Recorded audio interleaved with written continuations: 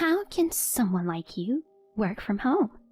Uneducated people like you are the worst. My mother-in-law always talks about me and finds a way to denigrating me. She doesn't know that the $1,500 she receives every month comes from my earnings. And to be humiliated like this, in public, I'll give her what she deserves. My name is Jessica, and I am 35 years old. I have been married for 5 years, and we don't have children. We have been busy with our work and have decided to have children when we become more settled down. My husband frequently works overtime while I work from home and have more time to spare. Working from home is not unusual in this day and age, but my mother-in-law, who lives in a closed world in the countryside, does not seem to understand what working from home is. No matter how many times I explained to her that there are many people who work from home nowadays, she doesn't seem to get it. My mother-in-law thinks I am jobless scum who doesn't have children and lives a lazy life on her husband's earnings. I have been sending money to my in-laws every month, but she seems to think that it all comes from her son's income. There is no way he can send them $1,500 every month from his income alone. Jobless scum itself refers to people between the ages of 15 and 34, and I, unfortunately, do not fall into that category. I guess my mother-in-law just wanted to use that word to sound cool or something. She always brags about the fact that she graduated from college and worked as a nurse, and every time she does so, she looks down on me as I never went to college. I feel so bad for my precious son to be married to such a poorly educated, jobless scum. I've worked hard as a nurse and supported my husband by doing housework and childcare too. Nowadays, it's normal to have a dual income, isn't it? You don't have children. You don't take care of the house. And you spend your days doing nothing. I have told you many times that I work too. Nowadays, there are many jobs where you can work anywhere, as long as you have a computer and an internet connection. There is no way someone like you can work with a computer. Uneducated people like you are the worst. My mother-in-law always attacks me with such words to denigrate my personality when my husband and father-in-law are not around. The nearest store is a 15-minute walk from my house, but it's only a 3-minute walk to my parents-in-law's house. Even if I wanted to keep my distance from them, I live so close that I am physically unable to do so. She calls me every day and forces me to do household chores at her house. When I don't answer the phone, she forces her way into my home, ransacks my house, and complains about various things. And so, I have no choice but to go to my parents-in-law's house again. It's downpouring rain today, so my steps are heavier than usual. As soon as I arrived at my mother-in-law's house, she started talking fast and furious. I want you to organize the shed and wash the bedding at the laundromat today. And when you're done, make sure you have dinner ready for me. You're a lazy, jobless scum anyway. Why don't you help people out a little? I couldn't stand it and retorted, It's pouring today. Maybe we should clean the shed and wash the bedding on a nicer day. I've got a lot of work to do today, so I'll just leave you some food for dinner and go home. What work? I looked in your house the other day, but you were just playing on your computer. Oh, so you peeked into our house? It's my son's house. What's wrong with his mother peeking in? Just get on with it. I'm off to lunch with a friend from my work days. I'll be back in the evening. so get it done by then. With that, my mother-in-law gets into her shiny new car that I just washed yesterday. No, that's actually my car. A stay-at-home, jobless scum doesn't need a car. I'll use it for you. And she treats it as if it were her own. Of course, I was the one who washed the car. She knew it was going to rain today, so she made me wash the car yesterday on purpose. When my mother-in-law moved the car, it ran into a puddle in front of our house and got all dirty in no time. My father-in-law is working as a rehired worker after his retirement, so there is no one to stop her misbehavior during the daytime. I thought about speaking to my mother-in-law, but if I did so, I might be harassed, verbally abused, or told off to the neighbors for something that never happened. I thought about talking to my husband about it many times as well, but I didn't want to worry him because he was exhausted from his hard work. I cleaned the shed and took the bedding to the laundromat in the rain. After that, I continued cooking dinner with wet hair and clothes on. I was told to make at least 5 side dishes and a soup, so I cooked while shivering in the cold. Since I was not allowed to turn on the heating while my mother-in-law was away, my body was chilled to the core. When I finished everything, it was already past 3 p.m. I tried to leave before my mother-in-law came home, but she came back at the wrong time. Oh no! I see you're soaking wet. My mother-in-law was grinning at my miserable appearance. Then she moved her eyes to the dishes on the table. Don't tell me that you cooked in such an outfit. It's so dirty. I can't possibly eat this. Saying that, she threw all the food into the trash. The soup in the pot on the stove was swept into the sink. I was out of words at how she treated me. I can't eat something made in such a dirty way. You jobless scums don't even care about your appearance, do you? Wash the dishes and get out of here. I'll get something delivered today, my mother-in-law said, and went into her room. As I was washing the dishes, my eyes filled with tears of sadness and frustration that she had thrown away the food I had taken the trouble to cook. One day, after the same kind of days, there was a town association gathering at my in-laws' house, so naturally, it was up to me to prepare for it. I was busy in the kitchen, cooking and preparing drinks, and my husband suggested to help. But of course, my mother-in-law stopped him, saying, "It's an occasional day off for you, so you should sit down and enjoy." She tugged on her son's hand and pulled him away from me. Then, just as I thought she was coming back into the kitchen, she said in my ear, "Don't eat with us, you nitwit scum.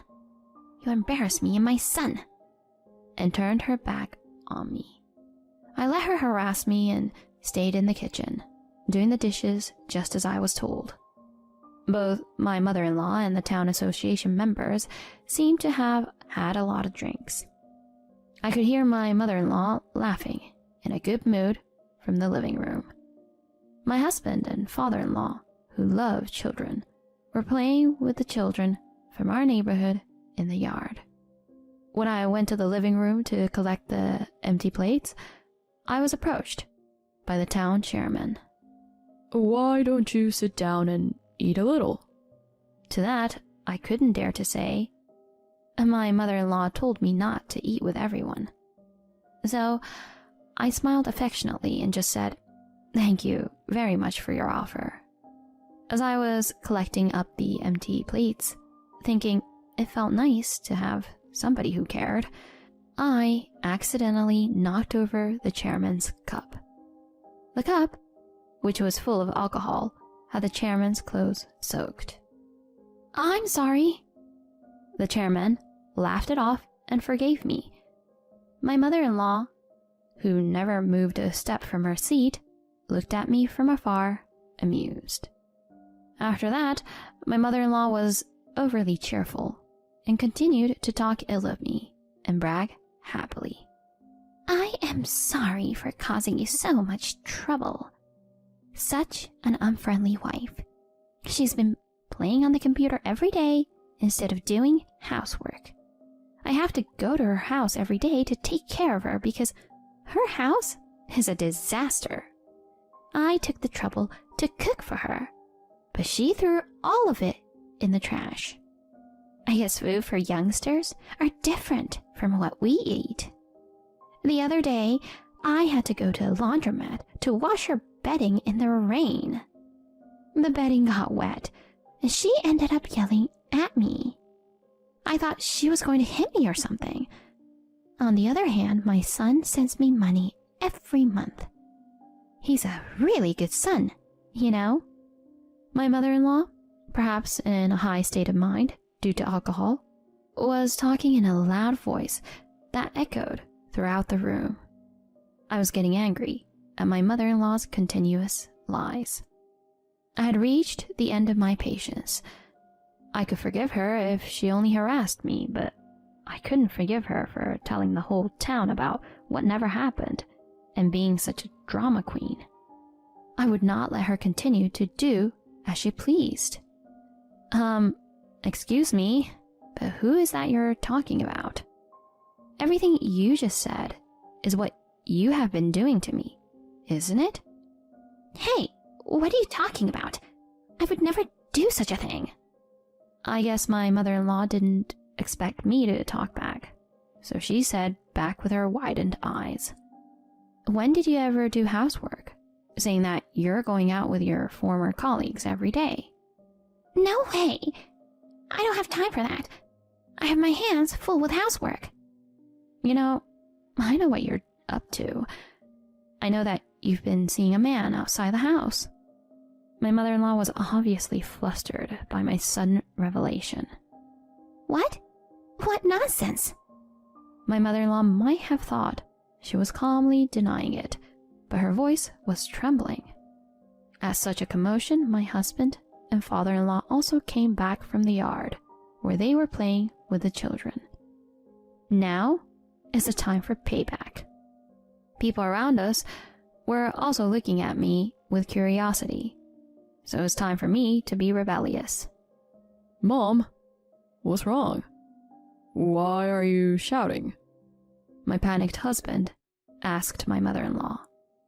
"Jessica is terrible. She says I'm meeting a man outside the house. She doesn't even have any proof." She looked at her son with clinging eyes. All eyes were on me at once. I took this opportunity to reveal my evidence. The drive recorder in my car had a clear recording of you flirting with a young unknown man. "What? A drive recorder? What's that?" You didn't know? A drive recorder records audio from inside the car. I just happened to find out during the car inspection. If you want, I have the data, so I can play it here for you." "What? Who's going to trust you, a jobless scum, living on your husband's money?" "How can you say such a thing to Jessica?" My father-in-law interrupted the argument between my mother-in-law and me with an angry look on his face. However, my mother-in-law was not to be outdone by my father-in-law. "Because it's true, isn't it? Jessica just stays at home and does nothing but lazily plays around on the computer," she exclaimed, but her face turned pale when she noticed the cold stares of the people around her. Come to think of it, I saw the wife frequently visiting her mother-in-law's house. Maybe it's true that she's forced to do housework. also saw the mother often get in the car and leave. So, is it true what the wife said? That the mother meets men outside the house? I heard whispering from all around us. What? This is all a lie. Don't listen to her. My mother-in-law shouted desperately, trying to make excuses. Then my husband sighed and said to my mother-in-law, Mom, Jessica is not a jobless scum. She is a designer, and she makes much more money than I do. What? What do you mean? That's not possible. All she does is play on the computer every day. My mother-in-law panicked. Yes, in fact, I am a designer. After graduating from a design company and working there for several years, I took the plunge and started my own business when I got married. At first, it was just pocket money, but recently, I have been blessed with clients and have been able to make much more money than when I was working at the company. When my mother-in-law asked me what I do, I thought she wouldn't understand if I said I was a designer. So I explained that I draw pictures. Maybe she didn't understand because she had no idea about working from home in the first place. Still, I didn't expect her to treat me so badly. But it doesn't matter now. I don't expect my mother-in-law to understand what I do. You know what? Even the $1,500 I send home every month comes out of Jessica's earnings. My father-in-law was astonished at the confession. What? $1,500? I've never heard about you sending money to us every month.